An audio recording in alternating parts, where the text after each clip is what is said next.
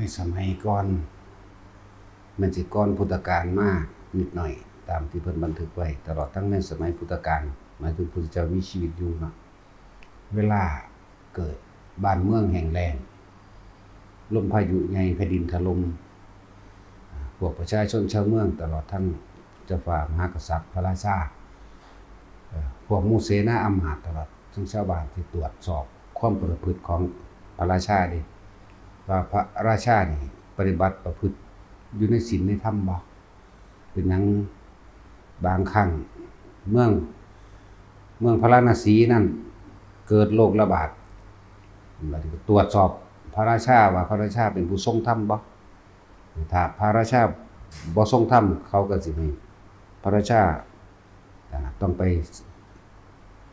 ปฏิบัติธรรมหรือถือศีล8ศีล5แล้วก็ตั้งโรงทานต่างๆเด้สมัยตะกี้เป็นแบบนั้นหรือสิเมืองใดก็ตามเมืองเวสาลีก็ตามราชคฤห์ก็ตามเมืองขุกามหรือเมืองหยังล่ะหลายๆเมืองนั่นแหละเกิดคือเฮาเห็นอยู่เดียวนี้คือประเทศจีนหรือเนปาลจังซี่และหลายๆประเทศที่เฮาเห็นมาแผ่นดินถล่มมามัน10กว่าประเทศแล้วเด้นี่ต่อเนื่องกันมาเรื่อยๆนั่นแสดงว่าในสถานที่แห่งนั้นประเทศนั้นๆบ่มีคุณธรรมบ่ว่าจะเป็น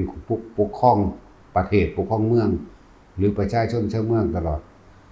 ทั้งข้าราชการทั้งหลายพวกเสนาบดีอำมาตย์ต่างๆบ่มีคุณธรรมเขาสิตรวจสอบกันโดยศีลธรรมเด้ จังซั่นแหละสมัยก่อนนี่ว่าด้วยเรื่องโรคระบาดกับฝนตกน้ำท่วมเกินไปมั่งหรือแห้งแล้ง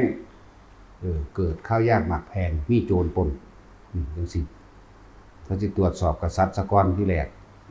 แต่กษัตริย์พาหมู่ตั้งใจเฮ็ดจังซี่ก็สินำพาประเทศรอดพ้นวิกฤตในความอดอยากแห้งแล้งในโรคระบาดในฝนตกน้ำท่วมแล้วก็แผ่นดินไหวมีคือกันแต่ว่าบ่ค่อยไหวปานใดอันที่สิเกิดโรคระบาดกับความอดอยากแห้งแล้งมากกว่าสิ่งเหล่านี้ก็คือเมืองเวสาลีที่เกิดโรคระบาดนั่นแหละที่มีคนตายตั้งหลายนั่นน่ะซึ่งเป็นที่มาของบทที่สวดบทรัตนประดิษฐ์เข้าใจว่าล่ะเมืองเวสาลีเกิดโรคระบาดคนตายหลายคนตายแต่ละมื้อแต่ละเว้นเอากันไปทิ้งบ่หวาดบ่ไหวเอาไปมาด้วยปล่อยกาดเกลื่อนไปตามบ้านตามเมืองไปเลยเวสาลีแต่ว่าสมัยนั้นพระพุทธเจ้าเฮาก็มีชีวิตอยู่ดีแล้วล่ะจังว่า สรุปรวมแล้วว่ากษัตริย์ปฏิบัติโดยศีลธรรมบ่ตรวจสอบได้ว่ากษัตริย์ก็ปฏิบัติโดยศีลธรรมอยู่แต่ว่าประชาชนชาวเมืองบ่ปฏิบัติศีลธรรมบัดนี้กษัตริย์ก็เลยต้องพาหมู่ประชาชนชาวเมืองแต่ว่าเรื่องนี้คือต้องไปที่แรกเขาก็ทำการพลีกรรมหรือบูชายัญก่อนยิ่งทำการพลีกรรมหรือบูชายัญต่างๆแล้วก็บ่อาจสามารถที่สิระงับโรคระบาดนั้นได้ผู้นั้นก็เสนอว่าให้ไปเอาเจ้าลัทธิต่างๆมาแต่ว่ามีผู้หนึ่งเสนอว่าตอนนี้พระพุทธเจ้าเกิดขึ้นแล้วพระพุทธเจ้าประทับอยู่ที่กรุงราชคฤห์ขอให้ผู้ใดผู้หนึ่งไปอาราธนานิมนต์พระพุทธเจ้ามานั่นแหละพวกเสนาอำมาตย์ต่างๆตกลงแล้วว่าสรุปคือเฮาบ่ต้องไปเอาเจ้าลัทธิใดทั้งสิ้นขอเอาพระพุทธเจ้านั่นแหละพระพุทธเจ้าเป็นผู้รู้เป็นผู้ตรัสรู้โดยพระองค์เองเป็นสยัมภูเป็นพุทธะเป็นคุรุแปลว่าผู้รู้นั่นแหละคุรุก็เลยตัดสินใจมานิมนต์พระพุทธเจ้า ในมื้อนั้นพอตามานิมนต์พระเจ้าไปแล้วในระหว่างแม่น้ำเป็นตัวเขตแดนประเทศแต่ว่าแม่น้ำเป็นตัวเขตแดนเด้กษัตริย์ก็มาต้อนรับพระพุทธเจ้าเองแล้วก็ลงไปในน้ำด้วยความเคารพลงไปในน้ำถึงเพียงคอพระพุทธเจ้าเสด็จขึ้นสู่เรือแล้วข้ามไปหาฝากนั้นก้าวพระบาทแรกขวาลงเหยียบสู่แผ่นดินปึ๊บฝนตกเทลงมาล่างซากศพต่างๆอยู่ น้ำบาดน้ำเมืองกาดเกลือนนึงแล้วพวกไอ้อสุรกายต่างๆที่เป็นอยู่ตามฝาบ้านที่อยู่ตามแต่ทุนบ้านที่อยู่ตามหน้าที่ต่างๆด้วยหมู่เทวดากะติดตามพุทธเจ้าอยู่แล้วพวกอสุรกายทั้งปีศาจต่างๆก็ว่าไปฟังเอาง่ายๆพวกพูดต่างๆจิตพูดต่างๆที่เป็นนำโรคระบาดโดยคนมันบ่มีคุณธรรมศีลธรรมโดยประชาชนชาวเมืองอยู่ในวังนั้นบ่เป็นแต่ว่าอยู่ในบ้านตำบลอำเภอต่างๆเป็นเพราะพระพุทธเจ้าก้าวพระบาทลงเข้าสู่แผ่นดินนั้นฝนก็ตกเทลงมาเลยพวกพูดต่างๆถ้ากันพังฝาบ้านผาเรือนหนีออกสั้นๆแหละถึงที่สุดแล้วครับพระพุทธเจ้าขึ้นไปสู่ที่เขาจัดอาสนะให้ไว้แล้วก็สอนพระอานนท์เฮ็ดรัตนประดิษฐ์ว่าล่ะ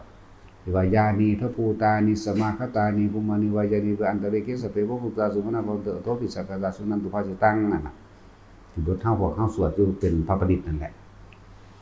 พวกพูดต่างๆพากันหนีออกแตกกระทึกกระเจิงไปเบิดพระอานนท์ก็เรียนเอาพระประดิษฐ์นี่เดินรอบเมืองในเมืองนั้นในเมืองหลวงนั้นไปกับคนนะครับเดินรอบเมือง เฮ็ดนามพระประดิษฐ์แบบว่าสงเคราะห์แบบนั้นคนมันก็เป็นธรรมดาที่จะต้องเห็นการแสดงออกทางรูปวัตถุเนาะมีการสิทธิ์น้ำมนต์ก็ว่าไปตามบ้านเฮาว่าแต่ว่าเพิ่นเอิ้นว่าน้ำพระประดิษฐ์จังซั่นหลังจากพระอานนท์กลับขึ้นมาแล้วโรคระบาดต่างๆหายแล้วพุทธเจ้าก็แสดงอนุภูพิกถาพุทธเจ้าแสดงเพื่อสอนให้แก่หมู่เราประชาชนทั้งหลายการพฤติกรรมของพวกท่านโดยการบูชายันเป็นหนทางที่ผิดเป็นหนทางที่ผิดพวกท่านทั้งหลายฆ่าแกะมั่งฆ่าแพะมั่งเพื่อสนองตัณหาแห่งความโลภแห่งตนเองยิ่งเกิดโรคระบาดแล้วก็สัตว์ต่างๆที่ถูกฆ่าเป็นเครื่องพฤติกรรมเป็นเครื่องบูชายันต่างๆก็เกิดอาฆาตแค้นเด้หลายอย่างพอทุกคนโลภมันเกินไปจึงมีโรคระบาดเกิดขึ้นมันมีโรคระบาดแล้วมันก็อดอยากแห้งแรงไปพร้อมกันโรคระบาดมันบ่ล่ะคนมันทำมาหากินเมื่อไหร่มันย่านเป็นสั้นจึงมีบทสวดรัตนประดิษฐ์จากบ่ล่ะว่ายานีทภูตานิสมาคตานิดูก่อนผู้ทั้งหลายเนี่ยพวกท่านทั้งหลายจงทำการผูกมิตรให้กับหมู่เรามวลมนุษย์ทั้งหลายเพราะมวลมนุษย์ทั้งหลายต่อไปนี้สิทำความดีมีการให้ทานมีการรักษาศีลและก็สิมีการอุทิศผลทานบุญกุศลกรรมดีให้แก่พวกท่านขอให้พวกท่านทั้งหลายได้รับส่วนบุญแล้วจงอยู่เป็นสุขว่าไปแต่เพิ่นก็กล่าวสัจจะว่ารัตนะใดๆทั้งสิ้นพระพุทธเจ้าเป็นที่ประเสริฐสูงสุดพระธรรมเจ้าพระสังฆเจ้าก็ว่าไปแต่พระการอ่านเอาแปลเอาแล้วหลังจากนั้นมากก็บ่เกิดความแข็งแรงกษัตริย์ก็รักษาศีลดีอยู่กษัตริย์ก็อยู่ในคุณธรรมศีลธรรมดีอยู่แต่ว่าประชาชนเจ้าเมืองบ่อยู่นี่แหละมันก็เลยเกิดความโรคระบาดแล้วก็อดอยากแข็งแรงต่อมาเป็นเวลาหลายปีอยู่เด้จังซั่นนี่คือนำตัวอย่างมาให้พวกเฮามาเทียบลองเบิ่งว่า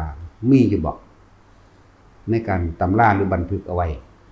ว่าเขาเจ้าแก้แบบใดแก้ก็คือแก้โดยการรักษาศีลธรรมมีการให้ทานรักษาศีลมีการช่วยเหลือและแบ่งปันมีการเอาคำวาจาอันเป็นปิสุนวาจา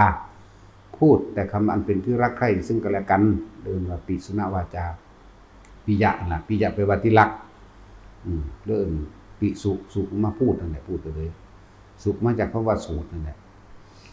มาจากการได้ยินได้ฟังแต่คำที่ดีสั้นมันเฮามาเทียบเบิ่งสมัยซุมื้อนี้เห็นบ่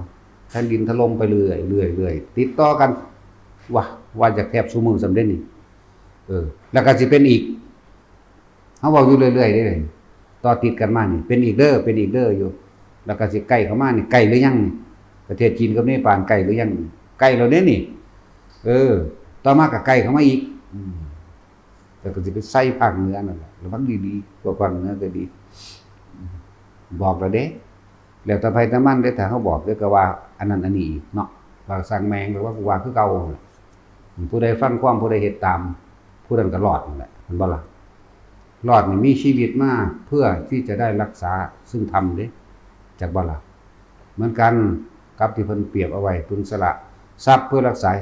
อวัยวะพึงสละอวัยวะเพื่อรักษาชีวิตแต่พึงสละชีวิตเพื่อรักษาธรรมเด้แต่ว่านี่เฮานั่นน่ะถ้ามันมีคุณธรรมอยู่แล้วมันก็อาจสิเสียเฉพาะทรัพย์สินแต่ชีวิตยังอยู่ดีเป็นปกติคนภาวนาตายบ่ตายคือกันถ้าเว้าโดยสรุปแต่ว่ามันอาจสิบ่ตายในเหตุการณ์อันเป็น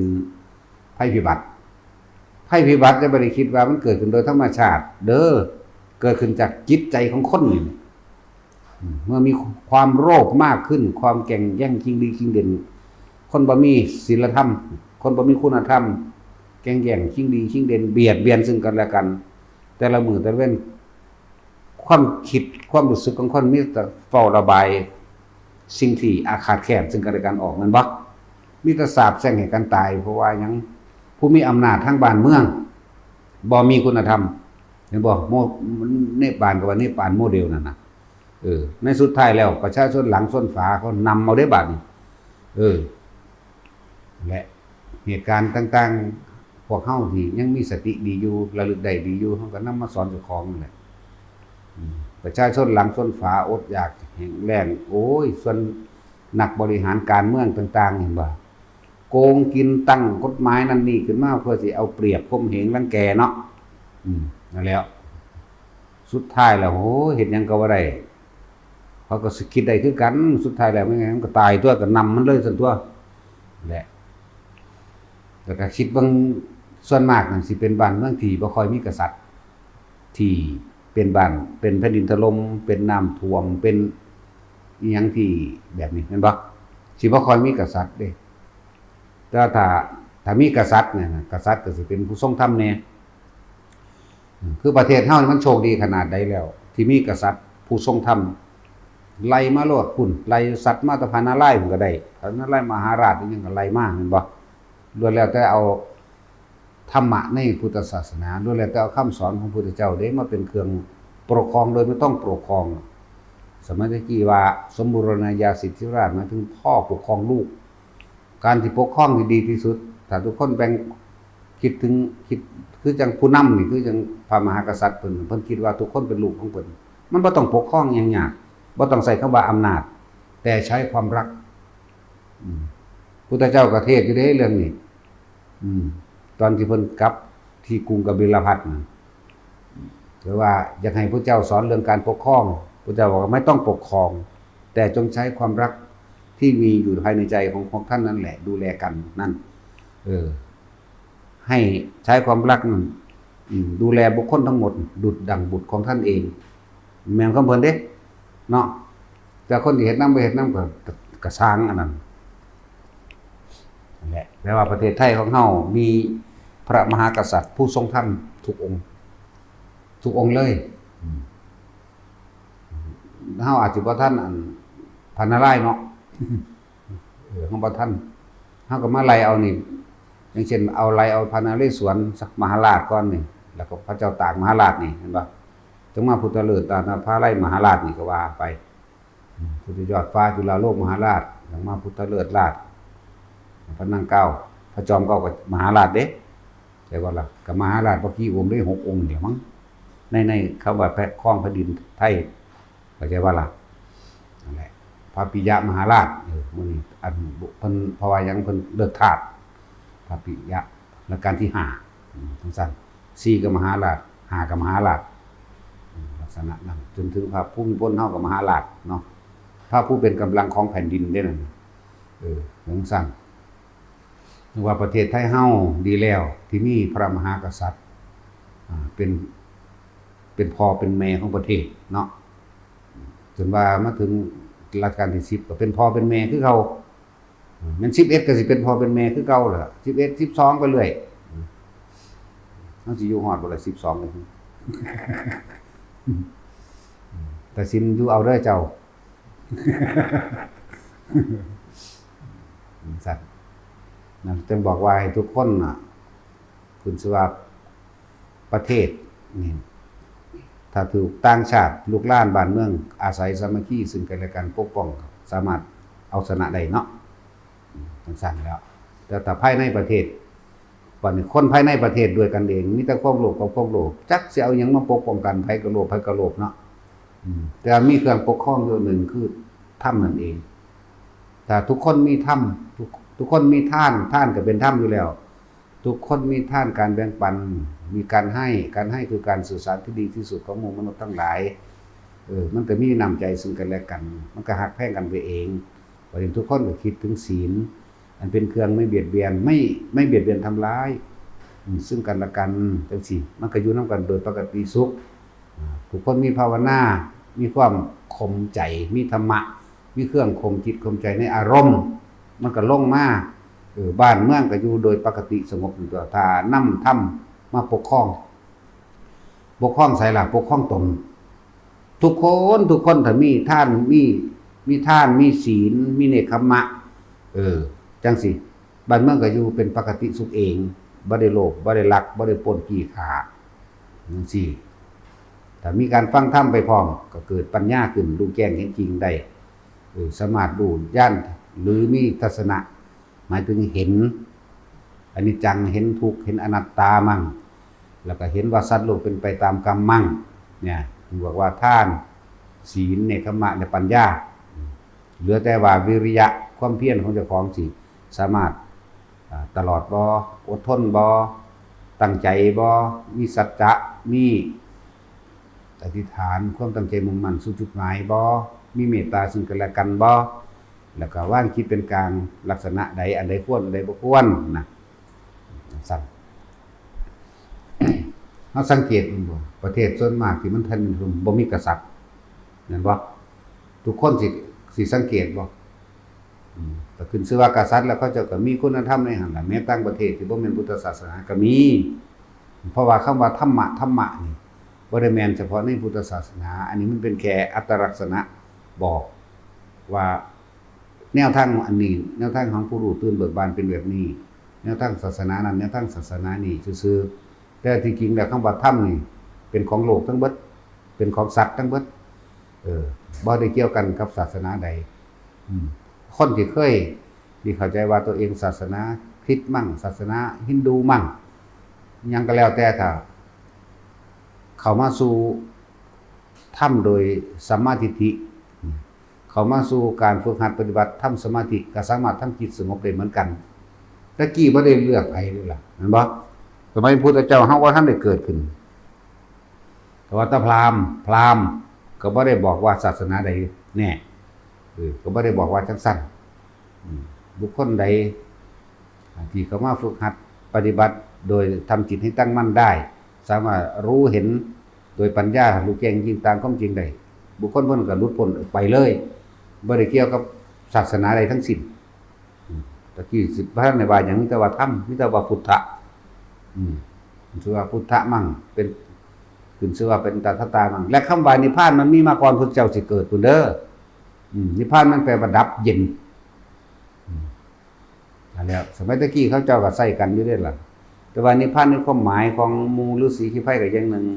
นิพพานของชาวบ้านที่เขาใส่เป็นชื่อเรียกกันเวลาขนาดทำอาหารสมมุติว่าแกงหน่อไม้ไปสมมุติว่าแกงหน่อไม้มันฟดเดือดบัวอีกบ่มันบ่ทันได้นิพพานมันยังเดือดอยู่เห็นบ่มันจับเอาหม้อนั่นปงลงมาไว้วางลงมาไว้แล้วโอ๊ยบ่ทันนิพพานเท่านี้หมายถึงว่าบ่ทันเย็นเดี๋ยวบัดนี้จนกว่าว่ามันสิเย็นเย็นแล้วบัดนี้เอ้านิพพานแล้วกินได้ก็จะว่าล่ะนั่นแหละมันมีอย่างใส่มาก่อนเด้พวกเฮาฮู้จักบ่ล่ะเนาะพวกเฮาบ่ฮู้จัก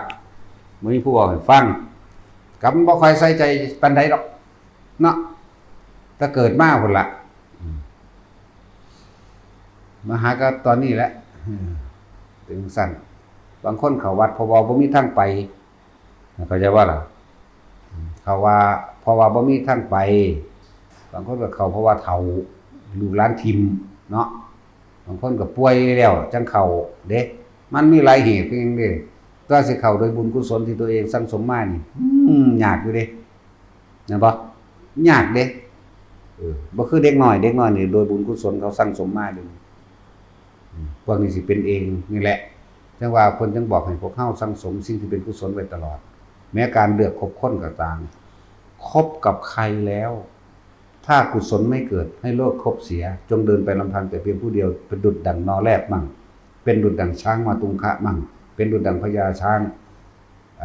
ยังละสังฆะมั่งว่าไปเป็นจังซั่นมันเสียเวลาดิมันธรรมดาดิมันเสียเวลานี่มันเสียธรรมดาบ่แม่นแค่มื้อ2มื้อที่เฮามาคิดกันแบบนี้เด้คำว่าเสียเวลาของพุทธเจ้าเสียเวลาเป็นกับเสียเวลาเป็นอสงไขยคือการมีผัวมีเมียเลือกผัวเลือกเมียนั่นน่ะเพราะฉะนั้นเพิ่นสิบอกวิธีบอกศรัทธาบ่เสมอกันไปกันไม่ได้จาคะเมื่อศรัทธาไม่เสมอแล้วมีความเห็นไม่เสมอแล้วความเสียสละตัวเองก็ไม่เสมออยู่ดีศีลก็บ่เสมออยู่ดีปัญญาก็มันจะมีความเสมอมาจากที่ไหนกันบ่ล่ะเพราะฉะนั้นเพิ่นสิบอกวิธีเลือกคู่ครองเพิ่นก็รู้ว่ามันบ่แม่นของตัดได้ง่ายๆเรื่องกามราคะนี่แม่นบ่ล่ะเพิ่นก็เลยบอกวิธีเลือกคู่ครองเด้แล้วเพิ่นบ่ได้เว้าคือเฮาซื่อๆเด้เพิ่นว่าม่วนห้วยมันบ่ไปนำกันกับปลาแมงโดดเด้เฮามีแต่บอกนั่นนี่เด้เนาะปลามันก็ไปเอาผู้ใหม่ตัวมันเลือกบ่ได้แหมแนวนี้แหมเนาะเอาแมงจักพันคนก็เลยตัวจังซั่นล่ะก็มันบ่มานำกันมันเอิ้นซ่าเด้คนศรัทธาบ่เสมอกันมันจะคอยขวางกันอยู่เลยแม่นบ่ล่ะเป็นจังซั่นบางทีมันคล้อยไปตามผัวบ่ศรัทธาเมียศรัทธาเถียงกันอยู่เลยบางทีมันก็ด่าศาสนานี่แหละแม่นบ่ล่ะบัดนี้เมียบ่เสมอบางทีเมียมันก็ด่านี่จังซี่แล้วถ้าผู้ใดผู้หนึ่งมีศรัทธาตั้งมั่นดีแล้วมันบ่มานำกับป๋ามันยากหยังวะเนาะผัวกับเมียมันแม่นพี่น้องเด้เนาะใหญ่ขึ้นมาจังเห็นกันเด้เอาแมงโลดเอาผู้อื่นเอาผู้มันคือกันมาเขาวัดนำกันมีความเห็นเดียวกันจังซี่ตัวมันจังบ่เถียงกันบัดนี้คุยกันก็คุยแต่เรื่องบุญเรื่องกุศลแม่นบ่มันก็สะสมของมันขึ้นไปเองตัวอันเรื่องอีนั่นมันสิงามหิแมงปานใดหิมันสิมีค่าส่ำถ้ำบ่เดี๋ยวนี้เนาะตัดสินผู้สิมีค่าหยังบ่สร้างสรรค์อีห่านี่ทิ่มปลาแมงโดยหาเอาผู้อื่นแม่นบ่แท็กซี่มึงว่าบ่จมเนาะแนวมื้อนี้มันพอแห้งแล้วตัวมันจะไปเกิดเป็นหมาเซิ่งกันฆ่าโป่งอยู่นำทางจังซั่นแหละสิสะอ่อนหยังก็ดอกแล้วในเมื่อมันบ่เป็นทางเดียวกันแล้วปาเลยอีใดบักใดก็สร้างแล้วมันมีทางเดียวเด้ทางสิมีให้พวกเฮาพ้นออกจากทุกข์ได้มันมีแต่แนวนี้เด้ใจต้องกล้าพร้อมกล้าหาญเด็ดเดียวรู้สัจจะดูความจริงของโลกกุตตรสัตว์โลกิยสัตว์เข้าใจมันสิเนินซาแต่กูบ่ทันได้อาสักวันตัดจากกามราคะตัวนี้ได้กูก็เอาผู้ใหม่ซะก่อนเอาผู้มันคือกันห้อยก็เอาเรื่อยๆไปมันสิมีคือจักผู้นึงดอกเว้ยเนาะเอาจัก 3,000 4,000 ไปเรื่อยๆนี่ได้แล้วบัดนี้ก็อยู่บัดนี้เนาะเอาบ่แท็กซี่เอาเรื่องนั้นบ่มึงเอาได้บ่เนาะบัดนี้เนาะมันมาทางเดียวกันอยู่มั้ยหรือว่ามาอยู่แม่นบ่มาอยู่มึงก็จะป่ามันเด้ฟ้ามือกูใส่ได้แต่มันมาอยู่อันแสดงว่ามึงแหลบเองจังซั่นแล้วแหละบ่ซั่นเพิ่นสิบอกบ่วิธีเลือกบุคคลที่ครองเรือนแม่เนาะถ้าบ่มีคุณธรรมศีลธรรมเสมอกันไปนำกันบ่ได้ปามเลยเอาผู้ใหม่เอาไปเรื่อยๆบ้าหมื่นคนแสนคนมันสิบ่พอสิว่าคือกันแต่ผู้นึงนี่เนาะบ่แม่นโดยสันดานจังว่านี่บ่แม่นโดยสันดานเด้แต่ว่าเลือกเป็นหาคนที่มีคุณธรรมเสมอกันเข้าใจว่าล่ะจังซั่นตัวพระเจ้าเฮามีหลายตัวสิว่าสิไปพอได้ธรรมดาบ่กูก็มักแบบนั้นแหละกูก็อยากเป็นแบบนั้นแท็กซี่กูจะเอาจักล้าน800,000พระเจ้าเฮา 74,000 คนนึงนั่งหน่อยๆนึงจังว่าพวกเฮาเบิ่งแผ่นดินถล่มมาเรื่อยๆเนาะไล่มาเรื่อยเริ่มต้นแต่พม่า เนาะแล้วไปประเทศใดแนมเนี่ยไล่มาญี่ปุ่นเราไปใส่โคลัมเบียกับโคลัมเบียแล้วมาใส่เนปาลจีนแม่นบ่แล้วก็สังเกตเบิ่งบ่มีกษัตริย์นั่นแหละจังว่าประเทศไทยเฮาโชคดีคักแล้วมีพระมหากษัตริย์ผู้ทรงธรรมทศพิราชธรรมเด้นั่นน่ะท่านการให้เพิ่นก็มีธรรมะเครื่องข่มใจเพิ่นก็มีอักโกทนะเพิ่นระงับความโกรธของเพิ่นเองมื้อนี้เพิ่นก็มีบ่เดี๋ยวมีการบริจาคอย่างต่างๆเสียสละข่มจิตข่มใจของเพิ่นมีเบิดกับประชาชนอย่างเช่นบ่มีอาชีพเพิ่นก็พยายามหาอาชีพให้แม่นบ่ล่ะประทานทรัพย์สินต่างๆหรือที่ดินหรืออาชีพหรือทุนทรัพย์มื้อนี้แหละเพิ่นเฮ็ดให้เกิดอาชีพเด้นั่นแหละกษัตริย์พวกเฮานั่นน่ะมีแต่ล้วนแล้วแต่เป็นทศพิราชธรรมทั้งนั้นทศก็แปลว่า10ราชก็แปลว่าราชาธรรมก็คือความเป็นจริงอันเป็นเครื่องอยู่จึงว่าพระราชาผู้มีธรรมทั้ง10ประการจึงเรียกว่าพระราชาผู้ทศพิราชธรรมนั่นแหละมันก็พาบ้านเมืองเฮารอดมาเรื่อยๆเด้ล่ะแม่นบ่อุปกรณ์การรบบ่สู้เขาเพิ่นก็ใช้สติปัญญาเอาเนาะแล้วท่านบอกว่าโชคดีแล้วเจ้าฟ้ามหากษัตริย์ทุกๆคนเพิ่งสำนึกสำเนียกเอาไว้ประเทศไทยนี่เกิดขึ้นมาได้เพราะว่ามีนักรบมีกษัตริย์กษัตริย์แปลว่านักรบใช่บ่ล่ะราชาจึงเป็นผู้ปกครองเด้กษัตริย์แปลว่านักรบเด้ราชานี่ปกครองหรือแปลว่าผู้ใหญ่ผู้เป็นใหญ่ราชานั่นเพิ่นก็สืบทอดต่อกันมาตาพนาไล่ไหลเข้ามาเรื่อยสืบทอดปณิธานกันมาเรื่อยๆจนถึงพระนเรศวรมหาราชเจ้าตากใหญ่ขึ้นมากก็เป็นเด็กน้อยอยู่ก็สืบข่าวก็รู้เรื่องก็เอาตัวอย่างมั่งเห็นบ่ล่ะแล้วก็เรียนรู้จากรุ่นพี่ก็บอกง่ายๆเรียนรู้จากองค์นี้มาต่อยอดเอาเองต่อยอดต่อแขนงเอาเองใส่ปัญญาขึ้นมาเอาเองเด้จนถึงที่สุดกับที่มันเป็นประเทศและใส่ชื่อว่าไทยได้ก็เพราะว่าพระเจ้าตากสินบ่ล่ะเพิ่นลบแผ่นดินนี่เพิ่นก็ลบไว้เพื่อลูกหลานนี่เด้เพิ่นบ่ได้ลบด้วยความอาฆาตแค้นเด้บ่ได้เอาเพื่อชนะเด้บ่ได้เอาเพื่อแพ้หรือชนะอิหยังกับไผได้ว่าเพื่อรักษาไว้คงไว้เพื่อให้ลูกหลานได้อยู่สืบไปแล้วก็รักษาแผ่นดินนี้ไว้เป็นพุทธบูชาพร้อมได้บ่ล่ะนี่หมายถึงพระเจ้าตากประกาศอิสรภาพ300กว่าปีมาแล้วเด้นี่เนาะนั่นซั่นแหละตะกี้มันบ่ได้ชื่อว่าไทยเด้จังซั่นน่ะจักชื่อว่าได้ลืมนั่นล่ะสมัยพระพุทธเจ้าชื่อว่าเพิ่นใช้ชื่อว่าใดเอาลืมชื่อแล้วเว้ยถ้าพุทธเจ้ากล่าวถึงประเทศไทยเด้กล่าวถึงแล้วก็พระพุทธเจ้าเฮาก็บอกเกี่ยวกับเพิ่นบอกอันพญาลิ้นดำพญาลิ้นกานหยังหมายถึงพระเจ้านเรศวรพระเจ้าตากเพิ่นก็บอกเด้พุทธเจ้าก็บอกไว้เบิดเด้แต่พวกเฮานี่นำหาเห็นบ่นั่นแหละเพราะมันเป็นบันทึกเฉพาะเข้าใจว่าล่ะบันทึกเฉพาะเพิ่นบอกฮอดพระเจ้าตากสินสิเป็นผู้ก่อผู้เอกราชขึ้นมาเพื่อรักษาพุทธศาสนาเอาไว้แล้วก็ลบเอาเพื่อแผ่นดินเพื่อเป็นบูชาคุณพระพุทธพระธรรมพระสงฆ์ตัวนั่นล่ะเพิ่นบอกฮอดชื่อพุ่นธรรมดาบ่คือว่าล่ะว่าพวกเฮาบ่เคยได้ยินแบบบ่แม่นดับว่าได้บัดนี้เนาะแม่นก็สร้างอีแมงแล้วเขาอีห่านี่ต้องด่าไปก่อนเดี๋ยวมันสิด่าเฮาเนาะตัดสินมันสิซ้ำใดสิประวัติศาสตร์กูฮอดประวัติศาสตร์ฮอดกำเนิดโลกพุ่นตัวซ้ำประวัติศาสตร์ซ้ำมื้อนี้เขียนผิดเพี้ยนมาเบิดนั่นแหละไปพูดถึงการผิดเพี้ยนแต่ว่ามันก็เป็นพระประสงค์ของพระพุทธเจ้าอย่างนึงแต่ว่าเรื่องใหญ่เรื่องรองลงมาก็เป็นพระประสงค์ของกษัตริย์องค์อย่างนึงคือกันที่เพิ่นก็มีลึกลับอยู่ในนั้นแหละประเทศไทยเฮามันจังรอดออกมาได้ใช่บ่ล่ะฉะนั้นเฮาโชคดีแล้วว่าถ้าเกิดอีหยังขึ้นเด้อในประเทศไทยมีความโกลาหลวุ่นวายหยังเกิดขึ้นให้รักษากษัตริย์ไว้ก่อนกษัตริย์ทุกพระองค์ทรงศึกษาพระไตรปิฎกเด้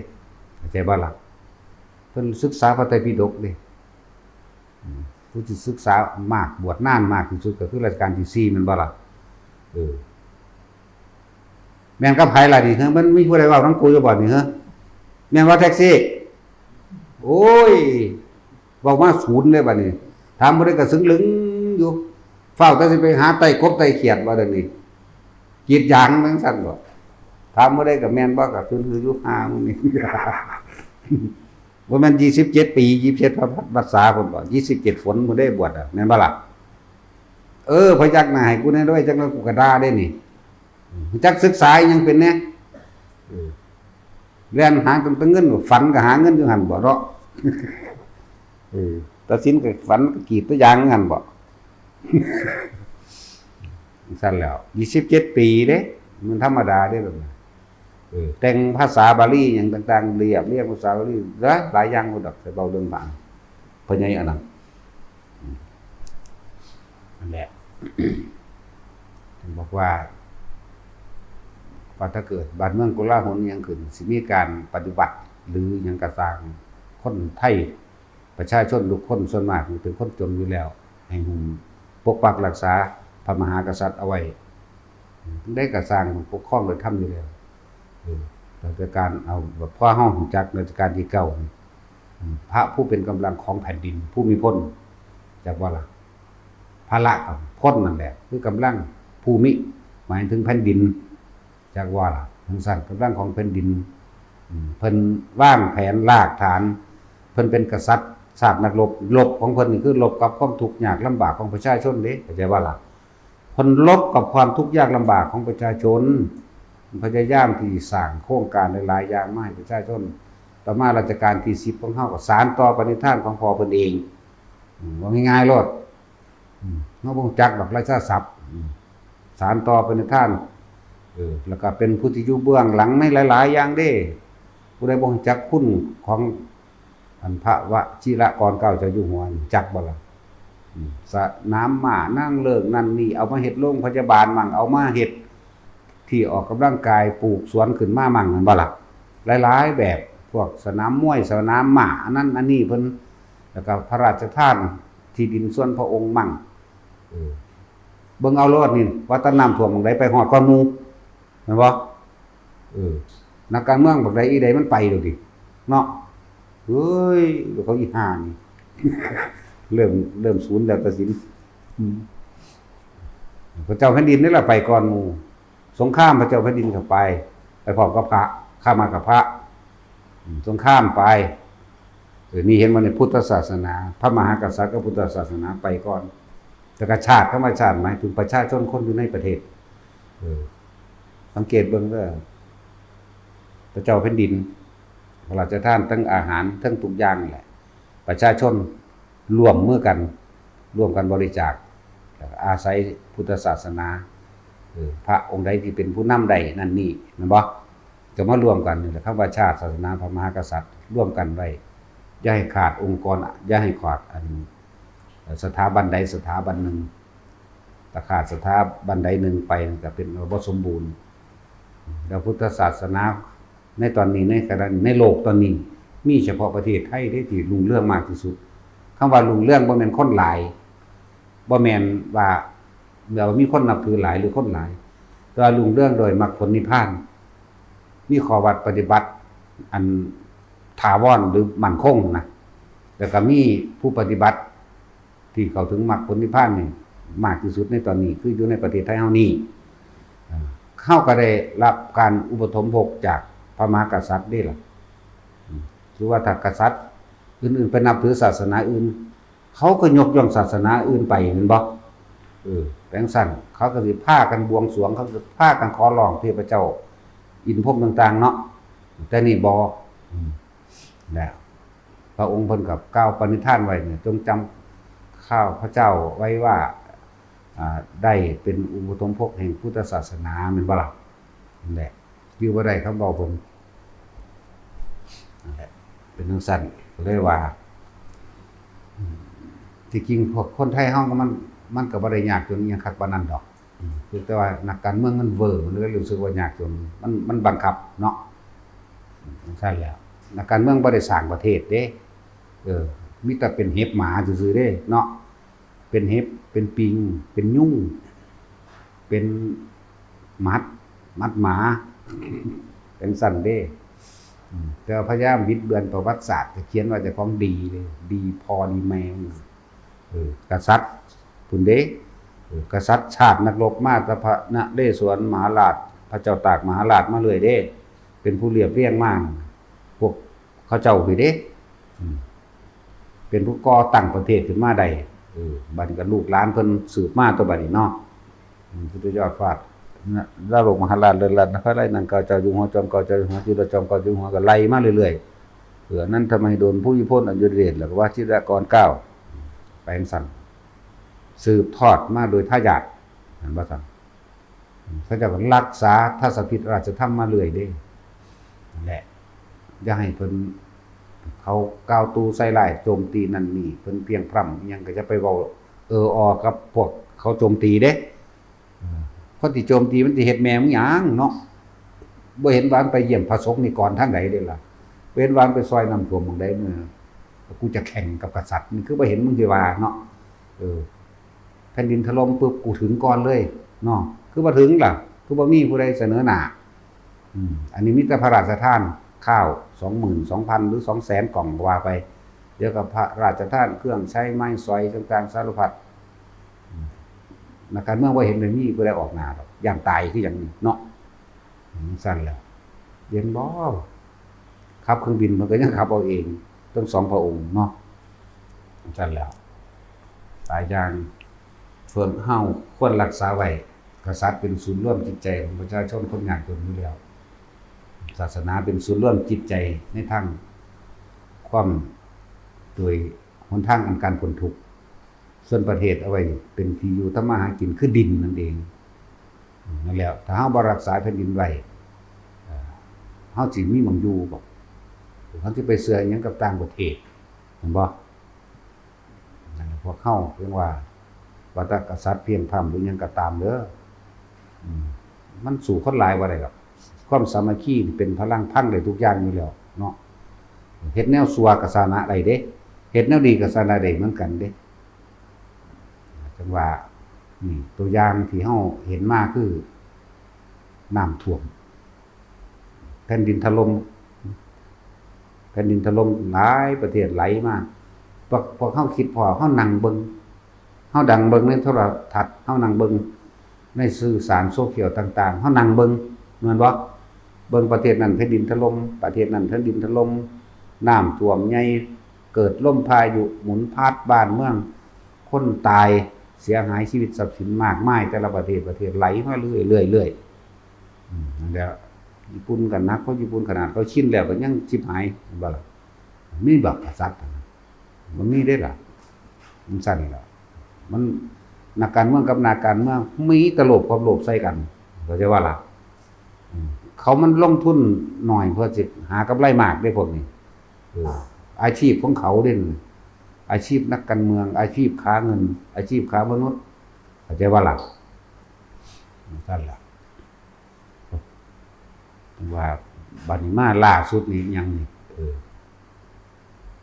โคลัมเบียแล้วก็มาประเทศยังบัดนี้จีนกับเนปาลต่อกันเนาะนี่เห็นบ่ล่ะเนปาลเนี่ยเอาดูเข้าเฮาสังเกตว่า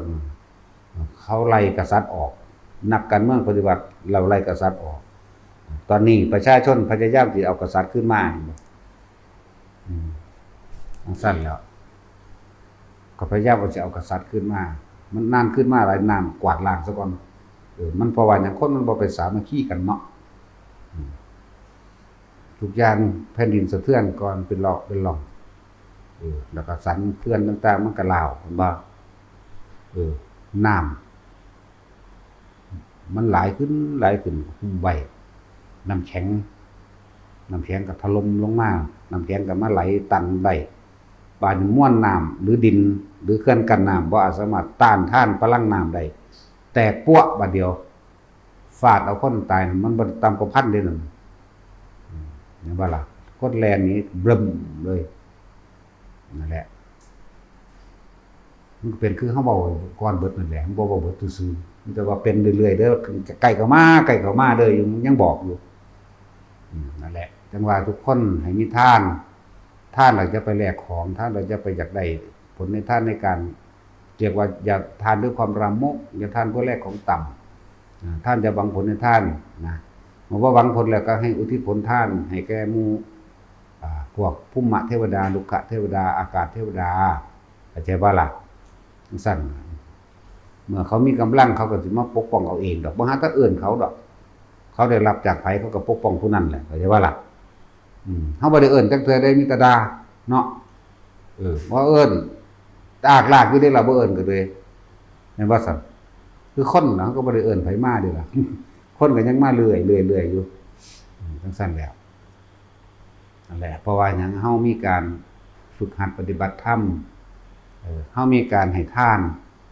มหาทานอันยิ่งใหญ่ของหมู่ภิกษุสงฆ์ทั้งหลายคือศีล5ท่านการฆ่าสัตว์ท่านการลักทรัพย์ท่านการทุจริตกรรมโกหกและดื่มสุราท่านออกไม่แย่งอาชีพการงานกับบุคคลผู้อื่นอีกแล้ว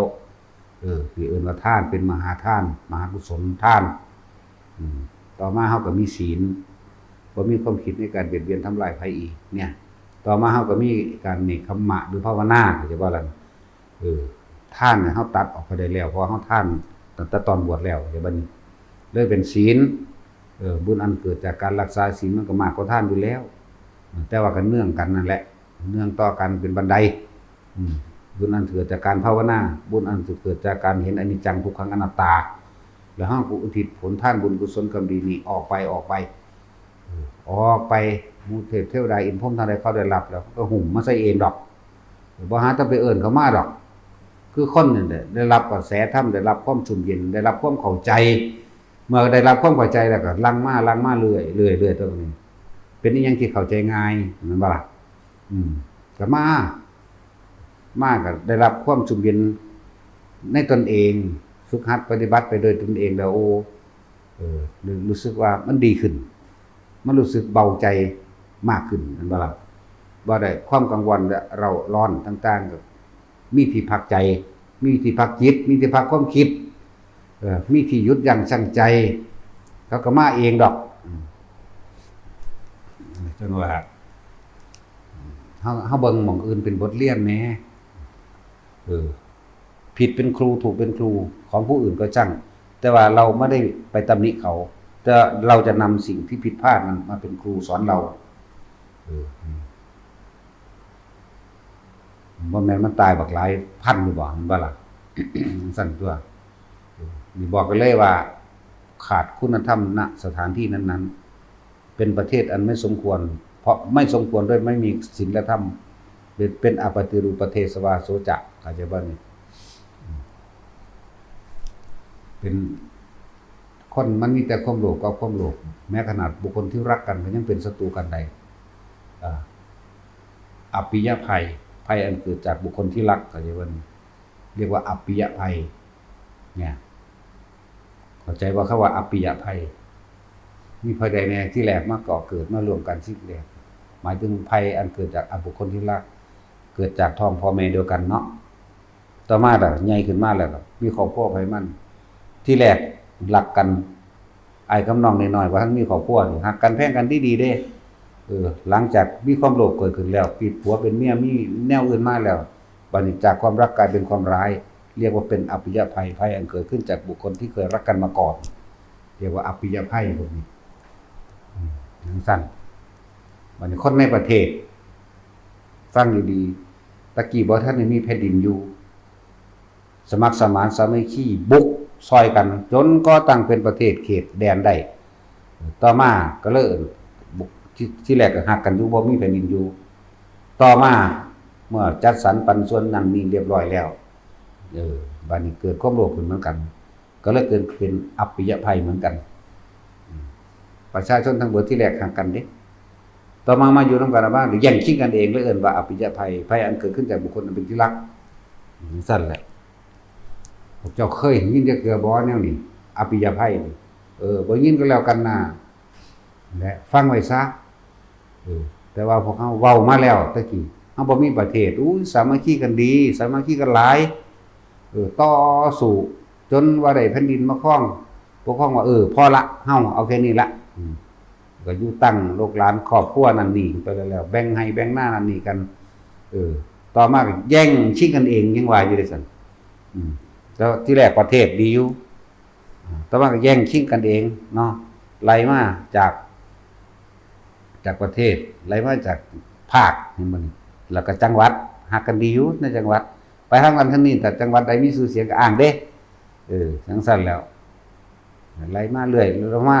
ในหมู่บ้านบัดนี้ก็ยกย่องคนในหมู่บ้านเข้าใจบ่นี่ผู้ใดชื่อเสียงเป็นคนบ้านนั้นเกิดอยู่บ้านนั้นก็เอาไปซาลือกันไปว่าดีแต่ว่าก็ยังเบิ่งในครอบครัวอุ๊ยครอบครัวนั้นดีต่อมาก็ไหลลงมาเมื่อมีผลประโยชน์เกิดขึ้นจะมีการแย่งชิงอย่าบ่นี่แหละเรียกว่าอภิยภัยภัยเกิดขึ้นจากบุคคลเป็นที่รักนั่นแหละฟังอธิบายซะบัดความละเอียดละออมันหลายเฮาก็บอกไปตามเหตุการณ์มันดิสิเว้าไปก่อนก็บ่เว้าล่ะฮู้จักโคตรเป็นจังซี่ว่าฮู้จักถ้าเว้าโดยบ่มีหลักฐานพยานมันก็บอกไปบ่ได้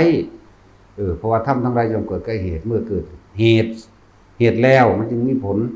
เมื่อมีเหตุก็ย่อมมีผลเฮาก็เลยต้องบอกไปตามนี้พระพุทธเจ้าที่ว่าบ่มีพยานหลักฐานบ่เว้าแม้ครั้งพระองค์ตรัสรู้ใหม่ๆโอ้ตรัสรู้ใหม่ๆเลยล่ะคือเพิ่นเห็นเปรตชิ้นเนื้อมั่งเห็นบ่เปรตกามั่งหรือเปรตหลายๆอย่างที่อยู่ระหว่างเขาคิชกูฏพระองค์ก็รู้แต่ไม่พูดพอพูดออกไปแล้วบุคคลที่ไม่เชื่อก็จะทำการหมิ่นประมาทก็จะเกิดบาปกับเกิดกรรมกับบุคคลผู้หมิ่นประมาทบ่แม่นเพิ่นเอาบาปกรรมให้เด้บุคคลผู้นั้นก่อความไม่พอใจก่อความอาฆาตแค้นก่อปฏิฆะหรือยกมานะทิฏฐิแห่งตนขึ้นมาเองเด้บ่แม่นเพิ่นเอาให้เด้จะว่าล่ะจังซั่นแล้วต่อหลังจากนั้นมาพระโมคคัลลาไปกับพระราคะนะไปบิณฑบาตกำลังคลุ้มผ้าคล้องผ้าสิเขาไปบิณฑบาตในหมู่บ้านพระโมคคัลลาก็เหลียวเห็นเปรตชิ้นเนื้อลอยไปมีตามีหูมีปากแล้วก็มีนกกระรุ่มไล่จิกบางที่กับเป็นหอกเป็นเหลาไฟพุ่งเสียบพุ่นเสียบพี่ห้องอยู่แล้วก็พระลักขณะกำลังคุ้มผ้าอยู่กับพระโมคคัลลาก็ถามว่าอาวุโสท่านยิ้มขึ้นด้วยเหตุอันใดข้อความนี้จะไปเฉลยอยู่ต่อหน้าพระศาสดาของพวกเราไปถึงพุทธเจ้าสันแล้วก็คุยกันแน่เลยเนาะจะคุยกันแน่ว่าพระเจ้าข้ามหาโมคคัลลาในขณะที่คล้องผ้าสิเขาไปสู่บิณฑบาตได้ยิ้มขึ้นก็บ่ฮู้ว่าโดยเหตุประการอันใดนั่นพระโมคคัลลาก็เว้าให้พระพุทธเจ้าฟังน่ะนั่นแหละพระพุทธเจ้าเพิ่นมีพยานได้เห็นบ่นี่มีพยานหลักฐานก็คือเขาคิชกูฏเป็นสถานที่ที่เห็นแต่หลักฐานอีกนึงว่ามีผู้ใดเห็นเปรตเหมือนกันเป็นเปรตที่เนื้อเพิ่นว่าดีละโมคคัลลาดีละสาธุแปลว่าดีแล้วดีละเขามาเขียนแปลว่าดีแล้วคักๆนั่นล่ะดีแล้วโมคคัลลาแม้ครั้งเราตถาคตตรัสรู้ใหม่ๆเราตถาคตก็เห็นเหมือนกันแต่เราตถาคตไม่พูดเพราะการพูดของเราตถาคตที่ไม่มีประจักษ์พยานแต่เป็นธรรมการให้บุคคลทุกรายหมิ่นประมาทด้วยความประมาททั้งหลายเหล่านั้นเขาจะก่อขึ้นเองด้วยตัวเขาเองโทษนั้นจะเกิดขึ้นกับเขาเองไม่ได้เกิดขึ้นแก่เราด้วยความสุขขและอนุเคราะห์เราตถาคตจึงไม่พูดต่อเมื่อโมคคัลลานี่แหละได้เป็นประจักษ์พยานให้แก่เราได้เราจึงจักพูดนั่นเพิ่นเว้าลึกเข้าไปอีกว่าก็มาสมัยก่อนครั้งหนึ่งเปรตตนนั้นได้เป็นคนฆ่าหมูเห็นบ่ล่ะฆ่าหมูด้วยความโหดด้วยความเหี้ยมฆ่าด้วยความโลภโมโทสันจนเกินไปและมีการโกงตาช่างมั่งโกงเนื้อมั่งโกงอีกหลายอย่างนั่นแหละหลังจากแตกกายทำลายขันธ์แล้วเขาก็เลยไปเกิดเป็นเปรตด้วยทีเดียวนะโมคคัลลาวันนี้ได้เป็นพยานเป็นประจักษ์พยานให้แก่เราตถาคตสาธุคือดีแล้วนั่นแหละแบบนี้เขาก็มาเว้าเทียบเรื่องว่าแผ่นดินถล่มตัดสิมาเริ่มต้นตั้งปีที่แล้วบ่อันพม่าถล่มแม่นบ่นับเบิ่งเด้อมันบ่20-30ประเทศแล้วเดี๋ยวนี้เนาะนั่นแล้วประเทศไทยเฮาก็แค่สะเทือนนิดน้อยนึงตึกสตงก็ล่มลงเงียบเนาะเพราะนักการเมืองมันสิโกงเด้เนาะ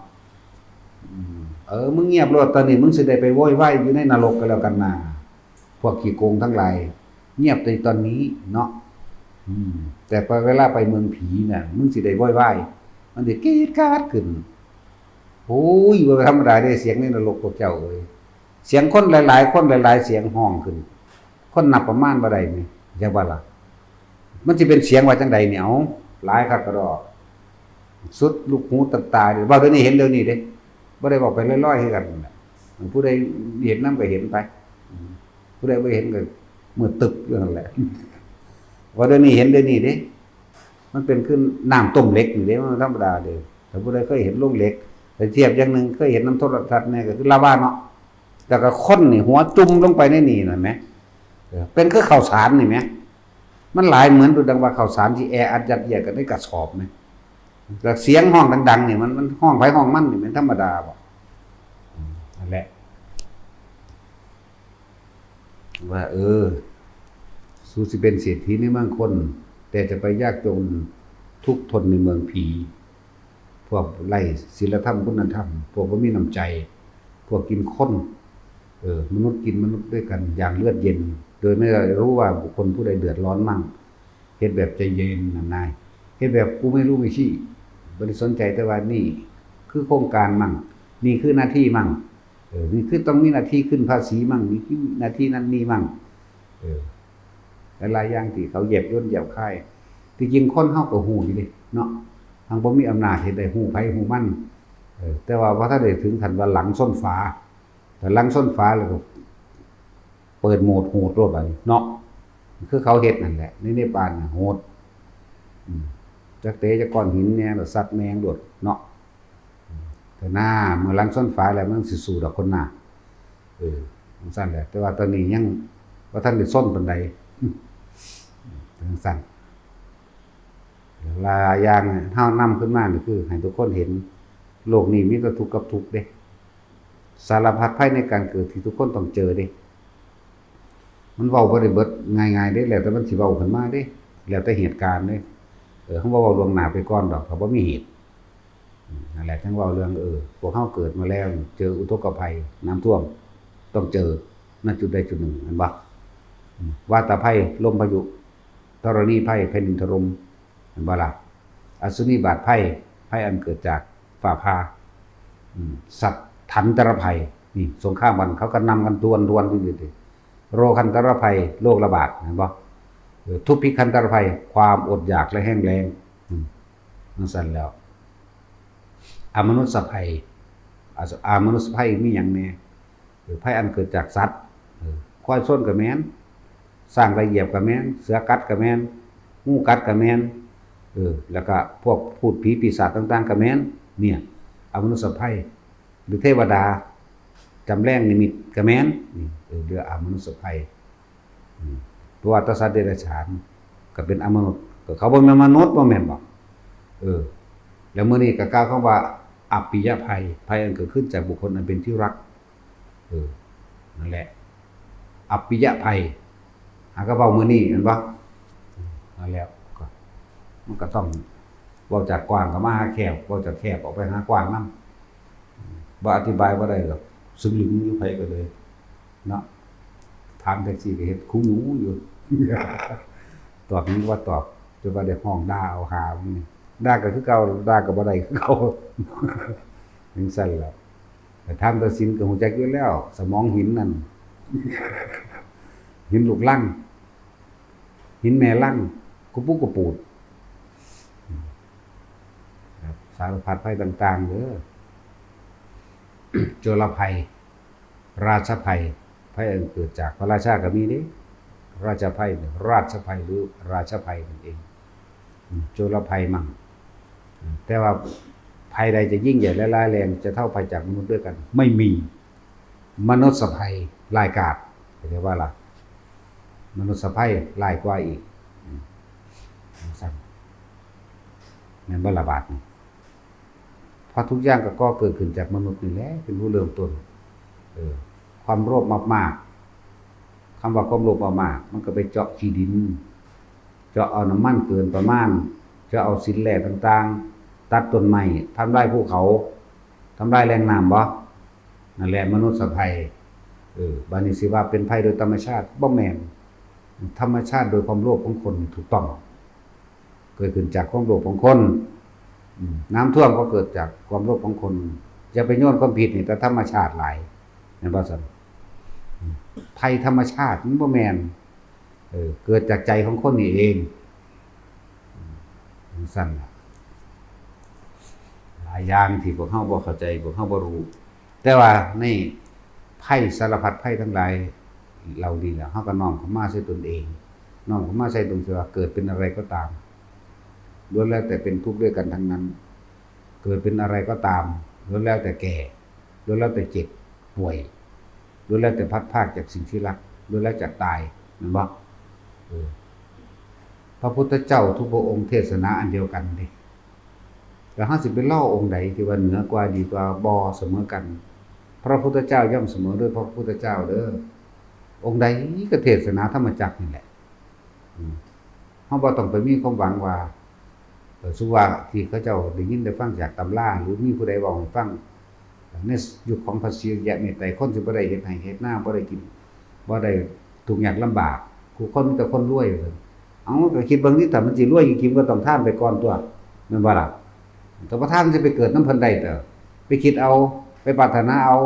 ไปฟังคาถาพันแล้วสิได้ไปเกิดว่าซ่านโอ้ยรู้จักคาถาพันบ่เนาะบัดนี้เนาะรู้จักบ่เทพเวสสันดรนั่นแหละเห็นบ่แล้วคาถาพันแง่ๆๆไปเรื่อยๆเอาเนื้อไปแท่งถุงน้ำแตกปูวะบ้านก็สารบุ่มบ่ำแล้วฟังสำนันแน่สิไปเกิดพระเวทออกมาแล้วก็ไปหาลักนั่นลักนี่อยู่มันก็ไปหาฉอดใส่กันเนาะไปหาด่ากันอยู่เพราะสำนันสำนันน่ะสิได้ไปหายุคภาษีนั่นแล้ว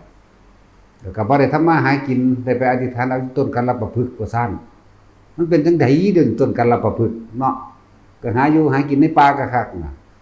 กัลปะพฤกษ์แปลว่าในป่าจักว่าป่าเด้นั่นน่ะแปลว่าป่าเด้ป่าอันกว้างใหญ่คันว่าเขาว่ากัลปะพฤกษ์นั่นน่ะแล้วตะกี้เขาเจ้าบ่รู้เจ้าก็เทศมั่วๆไปจังซั่นแหละคนก็เลยปรารถนาไปหาอยู่ภาษีได้ว่าสิบ่ได้ทำมาหากินซั่นโอ้ยพระพุทธเจ้าทุกพระองค์แสดงอริยสัจสี่ทุกข์สมุทัยนิโรธมรรคเหมือนกันแสดงอนิจจังทุกขังอนัตตาเหมือนกันแสดงสารพัดภัยในการเกิดเหมือนกันแสดงเหตุและปัจจัยทั้งหลายให้สัตว์ทั้งหลายเวียนว่ายแต่เกิดเหมือนกันคือปฏิจจสมุปบาทเหมือนกันแสดงสายเกิดและสายดับความเกิดและความดับเหมือนกันเพิ่นสิเอาหยังมาเทียบแต่บ่ทุกข์คือกันแม่นบ่ล่ะเพิ่นบ่ไปเทศเด้ออยู่อุตรกุรุทวีปเขาเกิดอยู่เขาหังไม่แก่ไม่เก็บแต่ก็ตายมีแค่เกิดกับตายนึงเขาบ่ป่วยมั้ยแล้วเขาก็บ่พลาดภาคจากสิ่งที่รักมั้ยก็พลาดภาคก็ตอนตายเท่านั้นเด้ของพวกเฮามันสมบูรณ์แบบโดยความไม่สมบูรณ์แบบนี่ก็คือความสมบูรณ์แบบอนิจจังทุกขังอนัตตาร่วมกันอยู่ในนี้แล้วเป็นจังซั่นมันบ่ไปเทศเด้อยู่ปกพี่ที่หาทวีปก็เลยอุตระมันก็บ่ไปเทศแต่ว่าล่ะคือโลกมนุษย์ทั้ง4มีอยู่4โลกเขาว่าอยู่ FOFA อย่างนั้นน่ะว่าไปโลดบัดนี้ไปเชื่อแต่พวกหาก็เกิดเมื่อวานนิดนึงมันบ่คุณได้เฮาพิสูจน์เบิ่งแล้วก็โอ้ยก็เชื่อ100% สุดใจเฮาแล้วนะกับคำสอนพุทธเจ้าว่าเฮาพิสูจน์ด้วยตัวเฮาเองเฮาบ่ได้เชื่อง่ายๆเด้จนกว่าจะได้ทดสอบด้วยตนเองเขาไปทดสอบแล้วก็รู้ได้สิเชื่อบ่เชื่อก็สร้างได้บัดมันเป็นความจริงเรียกว่าล่ะบ่เป็นเชื่อโดยบ่ได้พิสูจน์เนาะเชื่อนี่มันบ่พิสูจน์เด้เนาะนั่นแหละถึงว่าถ้าเราพิสูจน์ได้รู้ความจริงแล้วความเชื่อมันหายไปความเชื่อสิบ่มีเหลือแต่ความจริงในปัจจุบันฮู้อยู่เห็นอยู่บ่ได้เว้าให้ไผเชื่อเด้อสิบอกให้เว้าให้ฟังเรียกว่าล่ะก็ให้ฟังซื่อๆได้นี่หูมันมีหน้าที่ฟังบ่ฟังก็สร้างเด้เนาะ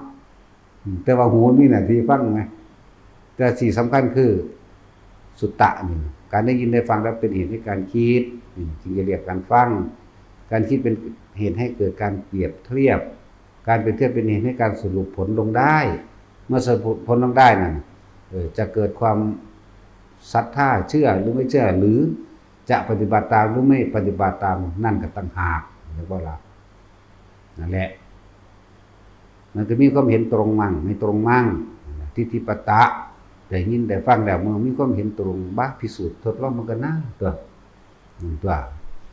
ถ้าบ่พิสูจน์ก็บ่ได้ความจริงบ่ได้ความจริงแน่นอนพวกเสือบ่แต่ว่าบ่เห็นความจริงคือเฮาเว้าเรื่องว่าอัน สมมุติว่าบอกว่ากิ้งกือนี่มี220ขาผู้เสือกับเสือไปเถียงกันซื่อๆเด้แต่ว่าบ่เคยพิสูจน์แม่นบ่ว้าย220ขาแต่ว่าตะของบ่เคยพิสูจน์นี่แหมมันบ่ได้ความจริงเด้นั่นน่ะมันได้เป็นความเชื่อแล้วก็จำมาแม่นบ่จำอวดความเชื่อที่ได้มาจากการจำและอวดหรือเอิ้นว่าจำอวดแม่นบ่ซับแต่ว่าคนที่บ่ได้เขาพิสูจน์เขานับเบิ่งจริงๆได้เท่านี้ขาแน่เขาบ่มีความเชื่ออะไรแต่ว่าเขามีแต่ความจริงตามที่เขาเห็นมาตามที่เขาทดสอบด้วยตนเขาเองบ่ล่ะนั่นแหละคือผู้ที่ได้ความจริง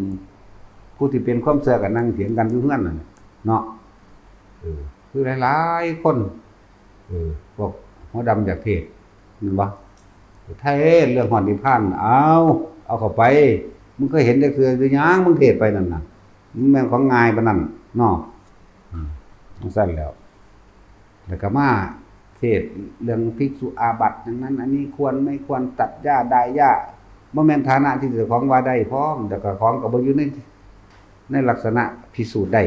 จังว่าพิสูจน์ได้ต้องมาบวชตัวเนาะเทศให้แม่บัดนี้แม่นว่าล่ะซั่นแล้วจำมาได้นั่นจำมาในหนังสือแม่นว่าล่ะแล้วก็เถียงกันแต่ผู้เขาจริงผู้เขาเข้ามาสู่ความจริงหมดแล้วเขาเบิ่งเจตนาไปนั่นล่ะแม่นว่าล่ะอยู่เจตนาบ่ได้เฮ็ดเพื่อประดับประดาบ่ได้เพื่อโอ้ยขี้ขาดบ่กับมันแล้วแต่หิแมงโดดเนาะแล้วแต่โคตรพ่อโคตรแมงโดดมาตัดสินยากหลายกูเห็นตัดสินไปเหยียบเด้เหยียบเบรกกับเหยียบคาดเท่านั้นเด้ตัดสินคันเร่งเบรกคาดเนาะจังซั่นล่ะบ่เฒ่าแล้วหลวงปู่น้อยว่าบ่ได้เฒ่าเด้อเนาะตัดสินทั้งเบิดฟังเรียบเรียงสรุปลงมาในสารพัดภัยในการเกิดเพื่อให้มันเกิดความหวาดหวั่นครั่นครามมันเกิดความหยาดความกลัวเข้าใจบ่ล่ะเพื่อให้มันเห็นตัณหาที่กำลังอยากกูสิอยากได้ไปไสกูสิพอเมื่อไหร่เห็นมั้ยล่ะถ้าเรายังไม่พอเราก็ต้องเวียนว่ายตายเกิดต่อไปเรียนไปในของเก่านั่นแหละบ่เหลือกิเลสวัฏบ่หมุนวนอยู่กับกองการความอยากได้อยากดีอยากมีอยากเป็นในบุคคลสัตว์สิ่งของนั่นแหละกิเลสวัฏกรรมวัฏกับกะทำอันเก่าๆเดิมๆเวียนไปเวียนมาในการกระทำอันเก่าเดิมๆนี่แหละเมื่อการกระทำเกิดขึ้นแล้ววิบากวัฏก็ได้รับผลของกรรมแล้วย่อมได้รับผลของมันอยู่แล้วหว่านพืชเช่นไรย่อมได้ผลเช่นนั้นทำกรรมใดย่อมได้รับผลของกรรมนั้นบ่เปลี่ยนแปลงบ่ผิดตัวพร้อมเด้มันก็อยู่ในใจเจ้าของนั่นไงเห็นบ่ล่ะเจ้าจะไปแก้ตัวคือนักกฎหมายแก้คือเอาเงินจ้างก็สร้างเจ้าหูจักคือเก่าว่าเจ้าเฮ็ดผิดก็ฮู้จักคือเก่าว่าผิดว่าถูกอยู่ในตนเองแล้วคือคนตัวนั่นแหละคนตัวไปตัวมามันจำคำหน้าคำหลังบ่ได้เด้เลยสับสนโกหกซ้อนโกหกเนาะกรรมซ้อนกรรมโกหกซ้อนโกหกคนบ่มีสัจจะเฮ็ดจังได๋มันสิไปพบพระนิพพานได้เนาะนั่นแหละทั้งเบิดก็สรุปรวมย่นลงมาบางประเทศยังเห็นอยู่ยังสงครามกันอยู่บ่เลิกบ่แล้วเห็นบ่นั่นเอิ้นว่าสัทธันตรภัยภัยอันเกิดจากสงครามเสียชีวิตและทรัพย์สินมั่งโลคันตรภัยเป็นยุคๆเห็นบ่เป็นช่วงๆเด้โรคระบาดตายอย่างด่วนนั่นน่ะเห็นบ่ล่ะนั่นเอิ้นว่าโลคันตรภัยทุพพิขันตรภัยภัยอันเกิดจากความอดอยากและแห้งแล้งเป็นบางยุคๆคือกันจังซั่นตัวอสุนิบาตภัยทั่วไปเด้แล้วแต่ฟ้าสิพาไปเด้จักบ่วาตภัยมีทุกย่อมยากอัคคีภัยไฟไหม้ก็ทุกย่อมยากเหมือนกันอุทกภัยน้ำท่วมก็ทุกย่อมยากเหมือนกันธรณีภัยแผ่นดินถล่มบ่ล่ะแล้วก็อมนุษยภัยบางคนก็ถือผู้กัดถือควายส้นสร้างไหลเสือหมามื้อนี้เอิ้นอมนุษยภัยพวกนี้แหละแล้วก็เลยเถิดไปจนถึงพวกพูดต่างๆพูดผีต่างๆก็ว่าไปหรือเทวดาจำแรงเทวดาแกล้งมื้อนี้ได้ทั้งมันเรียกว่าอมนุษยภัยแต่ภัยทั้งหลายนั่นน่ะถ้าไม่ถึงคราตายโดยเอาหมดอายุไขกับบุคคลผู้ทรงธรรมอยู่แล้วบุคคลผู้มีทานมีศีล บุคคลที่มีจิตใจเมตตาบุคคลที่มีความปรารถนาดีต่อบุคคลผู้อื่นอยู่แล้วภัยทั้งหลายไม่อาจสามารถทำอันตรายบุคคลทั้งหลายเหล่านี้ได้เด้อแล้วเฮาก็บ่สิเฮาก็สั่งสมสิ่งที่เป็นกุศลตัวสั่งสมได้ง่ายที่สุดคือความคิดดีความคิดที่เป็นกุศลมันบ่ล่ะความคิดที่อยากให้ทานความคิดที่อยากไม่ฆ่าสัตว์ลักทรัพย์ต่างๆความคิดที่อยากบำเพ็ญธรรมความคิดที่อยากจดจำคำสอนของพระพุทธเจ้าความคิดที่อยากชักจูงบุคคลผู้อื่นเข้าสู่ธรรมะมื้อนี้ความคิดที่อยากช่วยเหลือต่างๆไม่ว่าจะเป็นด้านวัตถุสิ่งของไม่ว่าจะเป็นด้านธรรมมีความคิดมันความคิดดีเพิ่นว่าให้พวกเฮาสังสมแต่ความคิดดีไว้ก่อนความคิดร้ายบ่ต้องไปคิดถึงมันสั้นแล้วก็เป็นสิ่งที่ทำได้ง่ายทำได้ด้วยตนเองบ่มีเวลาได้ตลอดกาลทุกเมื่อเป็นอาการลิโกไม่มีการไม่มีเวลาเข้าใจว่านี่บ่ได้เลือกว่ายามเช้ายามแลงบ่ได้เลือกว่าหน้าหนาวหน้าร้อนหรือบ่ได้เลือกการบ่ได้เลือกเวลาแต่ว่าเวลานี่เวลาเช้าเวลาเที่ยงเวลาใดก็แล้วแต่บ่ได้เลือกสามารถคิดได้ตลอดกาลทุกเมื่อเข้าใจบ่บัดเอิ้นว่าอาการลิโกโอปัญญิโกปัจจตังเวทิตโพวินยูหิบ่มีการเวลาควรน้อมเข้ามาสู่ตนสิ่งที่เป็นกุศลนี่น่ะและความคิดอันนี้ก็บ่มีใครบังคับใครได้อีกเด้ตัวเองนั่นแหละต้องบังคับตัวเองนั่นแหละควรน้อมเข้ามาโอปัญญิโกน้อมเข้ามาสู่ใจตัวเองน้อมเข้ามาสิ่งใดที่เฮาคิดดีอยู่แล้วมันก็สบายใจเด้อแต่ความคิดร้ายเอาแม่แต่มึงสบายใจซะนอนก็บ่หลับเนาะอยากได้อันนึงของเขาว่าเฮ็ดมันได้เนาะเงินกูก็บ่พอมันหลักเอาแมงหน้าแน่ว่าเขาเห็นกูเฮ็ดจังได๋เนาะนี่คิดไปหลับมีแต่ความร้อนและกังวลเด้อล่ะความคิดทั้งหลายนี่คือความคิดที่ทำลายตนเองซั่นล่ะคิดถึงตรงว่าเกิดเป็นหยังก็สร้างทุกข์ทั้งนั้นความคิดดีทั้งหลายโอ้ยเยอะแยะเด้พุทธานุสติคิดถึงคุณของพระพุทธเจ้าสติแปลว่านึกถึงแปลว่าคิดฮอดคุณของพระพุทธเจ้าที่บำเพ็ญบารมีมาจนมาสั่งสอนแสดงธรรมเป็นธรรมานุสติเป็นสังฆานุสติลึกนึกถึงโอ้ยแต่บ่มีหมู่สงฆ์ทั้งหลายเหล่านี้สื่อทำคำสอนรับใส่ธรรมมาเรื่อยๆเฮาก็เลยสิบ่จักหยังเนาะเนี่ยก็จังซั่นน่ะแล้วก็นึกถึงหยังล่ะศีลานุสติมั่งจาคานุสติมั่งนึกถึงการไม่ทำร้ายเบียดเบียนแต่เฮาบ่ไปทำร้ายเบียดเบียนว่าศีลานุสติก็จะว่าผู้ใดเฮาก็อยู่สบายนี่ล่ะแน่เฮาก็บ่ได้ไปกังวลว่าสิมาปล้นมาจี้มาตีมาฆ่าเฮาบ่ได้คาดคิดว่าผู้ใดสิมาจับเฮาเพราะว่าเฮาบ่ไปเฮ็ดหยังนั่นล่ะศีลานุสติจาคานุสตินึกถึงการแบ่งปันช่วยเหลือการให้บริจาคทานต่างๆนั่นแหละการสละออกมันเยอะเด้คำว่าจาคะนี่สละโดยทานสละคำพูดที่ดีสละใบหน้าที่มีรอยยิ้มให้ก็ได้แต่ว่าล่ะหลายอย่างในคำว่าจาคะแต่ก็โดยไม่หวังสิ่งใดต่อใดจึงจะเรียกว่าจาคานุสติหรือจาคะนั่นเองเทวตานุสติบ่แม่นระลึกนึกถึงคนแบบเทวดาเป็นรูปของย่องอยู่เด้เทวตานุสติหิริโอตตัปปะเหตุและปัจจัยทั้งหลายที่ทำให้มนุษย์ได้เป็นเทวดามีความเกรงกลัวต่อบาปมีความละอายต่อการกระทำอันชั่วร้ายนำภัยมาให้ตัวเองเมื่อคิดถึงตรงนี้แล้วเราไม่ทำร้ายใครเราไม่เบียดเบียนใครนั่นแหละคือธรรมของเทวดาเข้าใจบ่ล่ะซั่นบ่แม่นไปวาดรูปพระอินทร์ขึ้นมาไปปั้นท้าวเวสสุวรรณขึ้นมาแล้วขอตะพุทธพืชบ่แม่นไปปั้นแมงสงอกขึ้นมาไม่ว่าซั่นปั้นนกกระเรียนนกหงส์ขึ้นมาแล้วขอแม้กระทั่งคั่งคกก็ปั้นขึ้นมาขอหรือว่างูนี่ปั้นขึ้นมาขอมันบ่แม่นคำว่าเทวตานุสติเด้มันเป็นลัทธิอื่นอันนั้น หลายแบบหลายอย่างเพราะว่าเทวตานุสติคือหิริโอตตัปปะนั่นแหละเรียกว่าอะไรหิริแปลว่าเกรงกลัวย่านผลของการกระทำให้ตนเองไปในทางที่มันร้อนกังวลว่าบาปสั่นแล้วก็นึกถึงอีกอย่างอีกละบาดหลังจากเทวตานุสติแล้วมันยังบาดนี่ลืมแล้วนี่อุปมรณะบอกแม่นบ่แม่นจะบอกมรณานุสติบ่นึกถึงความตายเอาไว้มั่งคนเกิดมาแค่หากินซ้ำตายดอก คนรวยก็ตายคนจนก็ตายหากินก็หากินเพียงแค่อิ่มแมงเท่ากันนั่นแหละเนาะสุดท้ายแล้วก็ตายเสมอกันนั่นว่ามรณานุสติคิดถึงความตายเอาไว้มั่งคิดถึงความตายเป็นอารมณ์มั่งแล้วก็นึกถึงอุปัสมานุสติหมายถึงนิพพานเป็นอารมณ์ถ้ามานึกถึงพระนิพพานเป็นอารมณ์คือว่ากูบ่จะเกิดอีกเด้ศาสตร์นี้สิเป็นศาสตร์สุดท้ายของกูจะไปนิพพานให้ได้กูจะไปนิพพานให้ได้เข้าใจบ่ล่ะนิพพานเป็นอารมณ์ถ้าสิแปลโดยอเนกปริยายเนี่ยอุปะหมายถึงสิ่งที่อุบัติขึ้นขัดขวางจิตที่ตั้งมั่นสมาหมายถึงสัมมาที่เป็นสมาธิอยู่แล้วนั่นแหละอุปสมานุสติคิดถึง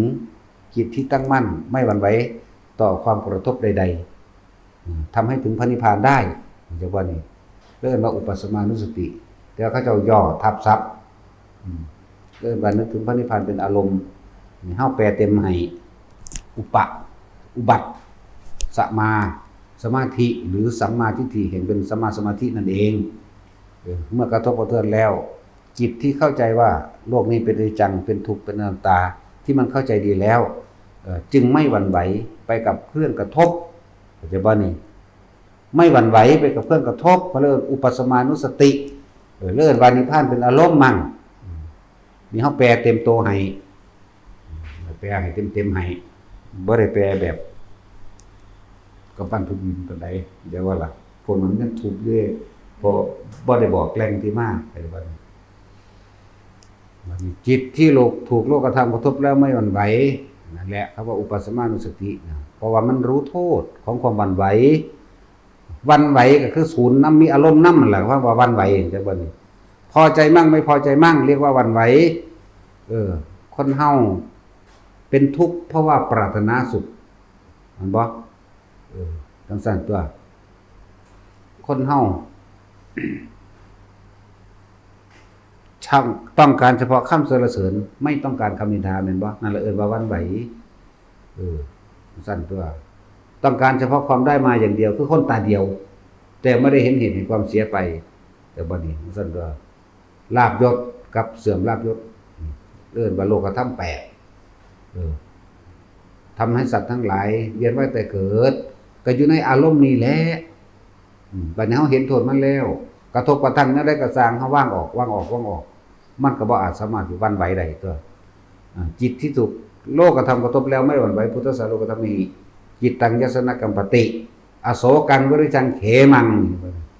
เป็นผู้ไม่เศร้าโศกเป็นผู้ไม่หวั่นไหวแล้วนิพพานสัจจิกิริยาเป็นผู้ถึงแล้วถึงพระนิพพานตามความเป็นจริงนั่นแหละทั้งสั้นล่ะแต่ทั้งเบิดนี่บอกให้ฟังเฮ็ดไว้เฮ็ดกระสร้างเด้เข้าใจว่าแท็กซี่บ่แม่นกูบ่มีกูเข้าใจว่าล่ะสบายท่าน